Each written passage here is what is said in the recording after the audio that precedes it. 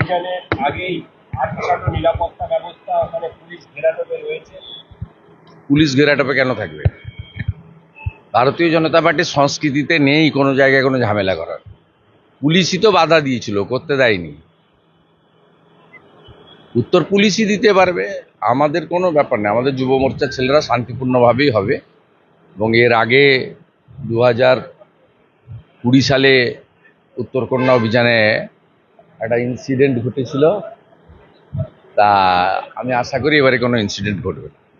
21শে জুলাইয়ের সভায় দেখা যাচ্ছে যে ট্রেনে সাধারণ মানুষ উঠতে পারছেন না, ট্রেন পুরো বুক, মানে ট্রেনে পুরো সাধারণ মানুষ যাতায়াত করতে পারছে না। ওটা তো সভা নয়, পাগলু ড্যান্স হবে। নাচতে নাচতে আসছে, দেখছেন না?